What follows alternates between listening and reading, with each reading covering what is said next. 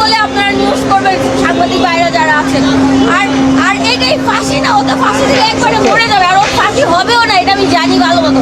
কারণ বাংলাদেশে ফাঁসি হবে না। একটা ছোট বাচ্চার গলা কেটে ফেলে দিছে, তার কি হবে? কতদিন আগে কত কিছু হলো। একজনকে দেখছেন এখন পর্যন্ত ফাঁসির রায় কার্যকর করতে, বা একজনকে দেখছেন ফাঁসিতে ঝুলতে? না, ওর ফাঁসি হবে না। ওকে আমাদের আন্ডারে দিয়ে দেন, ওকে শুধু বাপ হিসেবেই রাখবো, ও যাতে কারো হাজবেন্ড হতে না পারে। Thank you. ও যাতে কোনো মিডিয়াতে সবাই বয়কট করবেন, সবাই বয়কট করবেন। আমি বয়কট আলবি। আমি ইকরামুর কিছুই না, না ফ্রেন্ড, না রিলেটিভ, না কোনো কিছু না। আমি কোনো একটা সমাবেশে কেন আসছি? দুইটা বাচ্চা ঘরে আমি একা রেখে আসছি, একটা 10 বছর, একটা 2 বছরের বাচ্চা। কেন আসছি?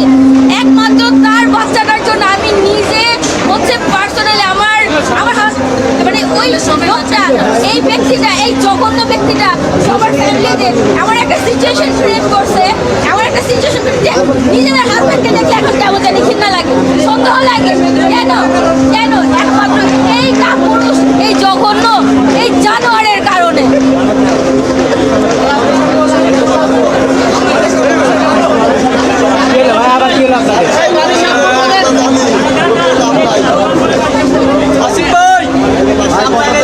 আপনার দাঁড়ালেন কেন?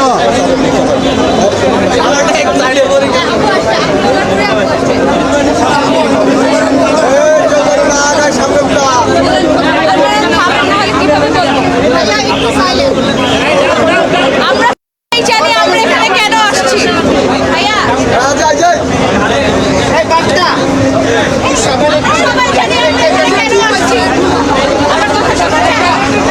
সবাই জানি আমরা এখানে কেন আসছি। এই যে ইকরামুর হাজবেন্ড যে এখনো রাস্তায় কুড়ে বাচ্চাটা ঘুরে বেড়াইতেছে, কেন ঘুরে বেড়াবে? এখন আইনের আওতায় কেন আনা হচ্ছে না? পরকীয়ার হার বেড়ে গেছে আমাদের বাংলাদেশে। যে আপু বলে গেল একটু আগে যে কেউ না, সে আমার কয়েকটা ইভেন্টে তার সাথে দেখা হয়েছে, তাই আমার এত মায়া। ওই পুরোকার বাচ্চার কিন্তু মায়া হয় নাই। কিভাবে সে পালো? লাস্টটা দেখেন, তাদেরকে হাঁটতে আসতে যে কিভাবে পারলো সে। আমরা দেখছি সে লিখিয়ে দিছে, ইকরামু কিন্তু লাস্ট লিখে দিছে, তুই আমার লাশে আশেপাশে আসছিস। আল্লাহ হয়তো এটাই চাইছে যে তুই যেন আমার লাশে আশেপাশে না আসিস। আল্লাহ হয়তো এটাই চাইছে। আমরা চাই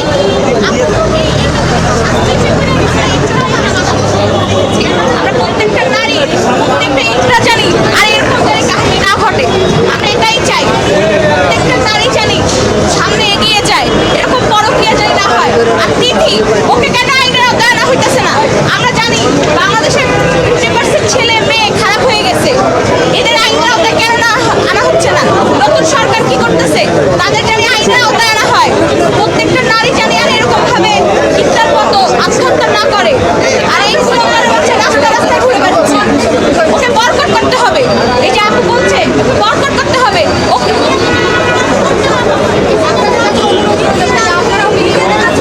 আপনারা সবাই, ওই যে আপু একটু আগে বলে গেল যে ওকে হত্যা মামলা বিচার, ও যদি হত্যাকাণ্ড হয়।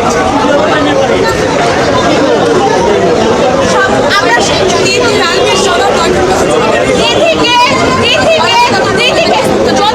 যদি কেউ কোনো সরকার যদি না পারে কিছু করতে, তাহলে জানি আমাদের হাতে তুলে দেয়।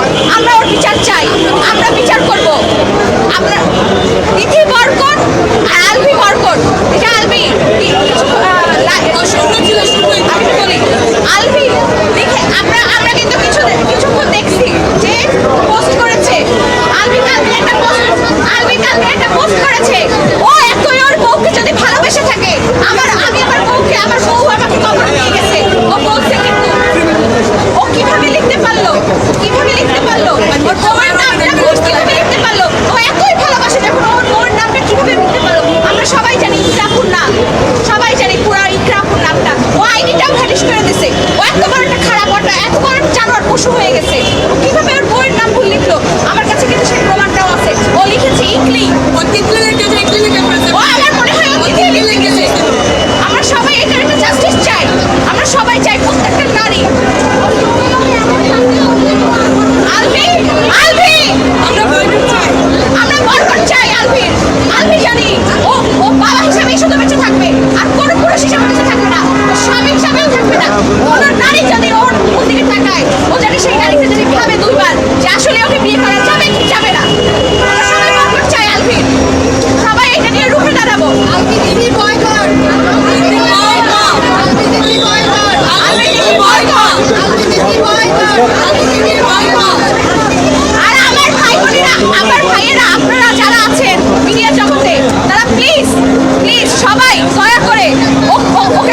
যে ওকে হত্যা ওকে লিখবেন, ও যদি একটা হত্যাকাণ্ড হত্যাকাণ্ড হিসাবে ওকে পরিচয় হবে।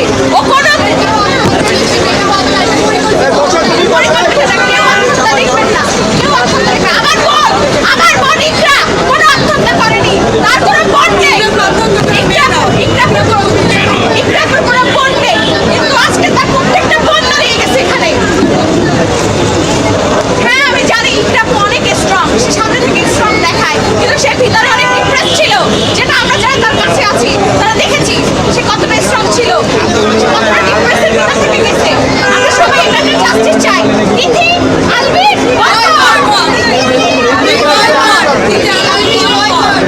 আর ওই ওটা কি এখনো নেপালে এইসব ভুয়ো কথা আর এইসব ভুয়ো কথা বলিস না।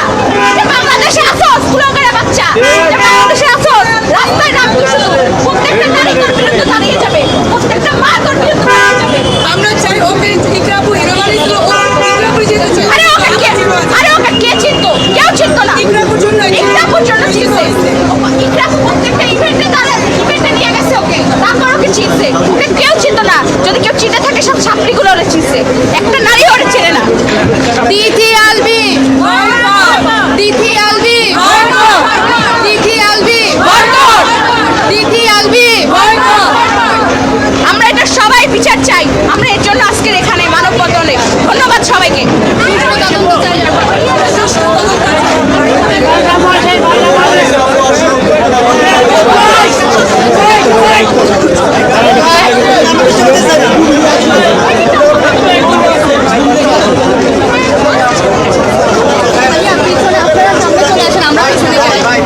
আমাদের একটা বড় ছবি লাগে, বড় ছবি লাগে আমাদের। টেলিভিশন এটা বড় ছবি লাগে, আমাদের মতো ক্লোজ দিয়ে শুরু এবং শেষ করা যায় না। আপনার মাথা আসতেছে বড় ছবি।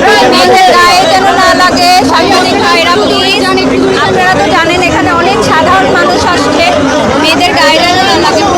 ভাইয়া ভাইয়া এই যে গায়ে, ভাইয়া ভাইয়া ওদের গায়ে, ভাইয়া কি করতেছে? ভাইয়া ওর গায়ে চলে আসছেন, ভাইয়া একটু ভাইয়া একটু আর পিছনে যাওয়ার স্কোপ নেই ভাইয়া। এখন এখন এখন শুরু করি।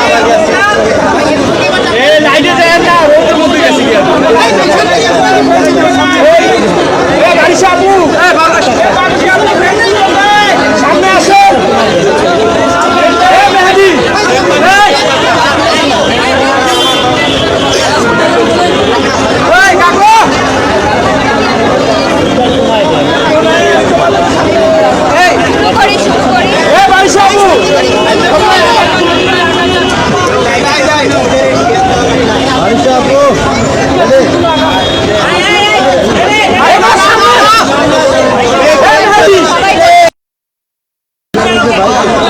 আচ্ছা,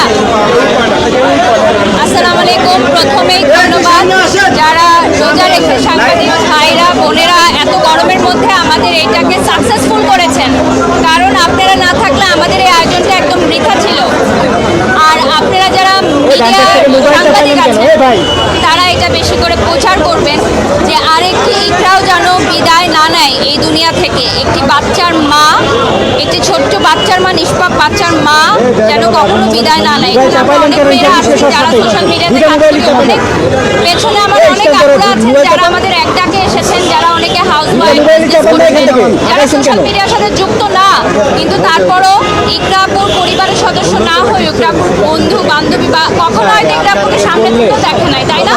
এরকম অনেকে আসছে যারা ইকরাপুর সামনে থেকে দেখতে, যে পেছনে আমাদের অনেক বোনেরা আছেন যারা দূর দূরান্ত থেকে আজকে আসছে রোজা রেখে শুধুমাত্র ন্যায় বিচারের জন্য। এবং ইকরাপুর মার সাথে যাদের কথা হয়েছে এখানে অনেকেই আছেন। ইকরাপুর মা একটা কথাই বলেছে যে আমার মেয়ে আত্মহত্যা করার মতো নয়।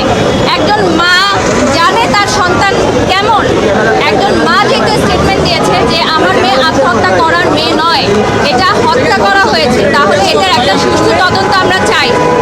আমরা মেয়েরা একটা সুষ্ঠু তদন্ত চাই যে এটা আত্মহত্যা না হত্যা, এটা একটা টপিক।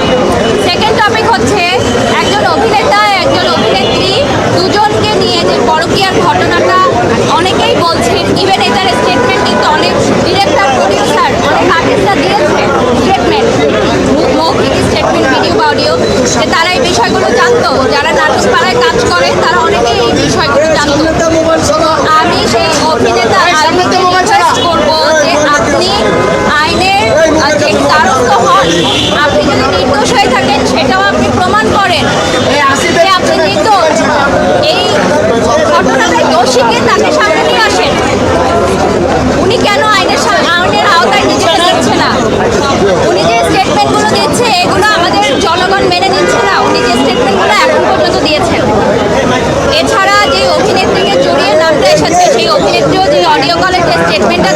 তার বাবা যে স্টেটমেন্টটা দিয়েছেন সেটাও কিন্তু কথার সাথে কাজের মিল নেই।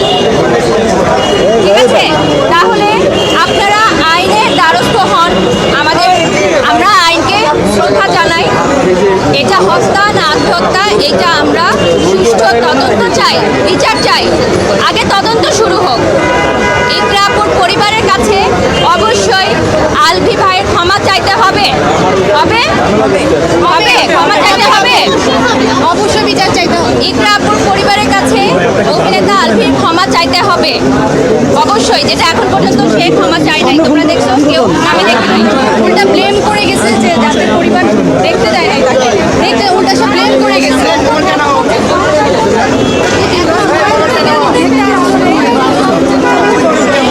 এখন ইকরা আপুর এই জিনিস দেখে আমরা আমাদের স্বামীদের প্রতি আমরা বিশ্বাস হারাই ফেলতেছি।